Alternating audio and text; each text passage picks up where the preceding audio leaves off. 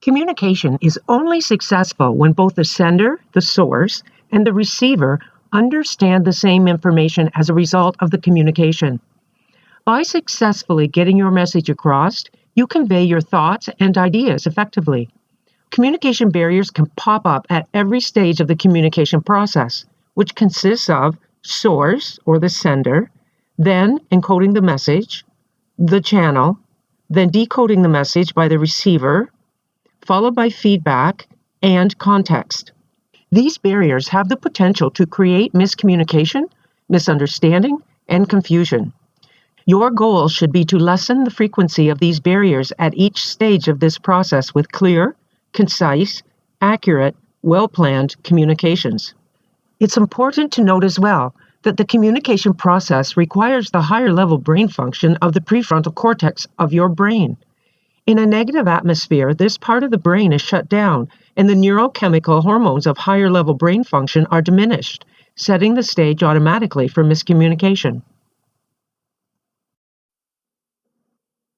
You will remember 3 interrelated behavior domains: self-awareness, which is foundational, collaboration, which is relational, and connection, which is operational. In the self-awareness domain, we look at the foundational elements of what defines who you are as a human, both as a physical being and as a neurochemical electromagnetic being of energy, and how, as a leader, you must be constantly monitoring not only what you say and do in the physical world, but also your thoughts and feelings. It is your ability to create positive emotional energy within your biofield that enables you to achieve the most optimal outcome in life. In the collaboration domain, we studied the relational elements of human interaction that requires you to monitor the area immediately around you, the area within your 20 square feet, as we say in business. You will remember that this area is where your social exchanges with others occur, and it is where you learn the necessary cues in order to flex and adapt to a behavior style different from your own. In the same way that self-awareness is a duty and collaboration is a competency, connection is actually an organizational strategy. Connection in its most powerful form is found in direct contact with others. Connection with others is how we define or confirm our personal and professional identity and worth. Others serve as our teachers and students, and they help us grow as human beings. The stress of today's work environment is not going away. The complex organizational structures of today, with the demands, the chaos, the uncertainty, and the lightning-fast changes, are not going away either. In order to succeed, we must adjust the way we respond.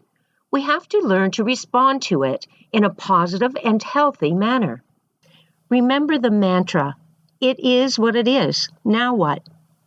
This mantra is one way of reminding yourself to stop, do your breathing, do your personal check-in, adjust your thoughts, adjust your feelings. To do this, we need to focus on what's going on within us. Focus on our values and purpose. Focus on our ability to fulfill our purpose through our work. The choice truly is yours, and in order to connect, you must be continuously learning to adjust and adapt to produce the most positive response to any given situation. The response that will result in the optimal outcome for you as a leader, for your organization as a whole, and for the person that you lead. The challenge is to create the necessary mindset that can and will adapt as required. Just as we train and exercise our body for physical fitness, we know from neuroscience research that we must do the same for mental fitness. The knowledge economy in today's knowledge society, with its complexity and speed, has presented us with new challenges that are specific to our mental health. So it is that we must learn to open our mind to actually train our brain for resilience and agility. And now, move on to content item 31 of the credentialing program.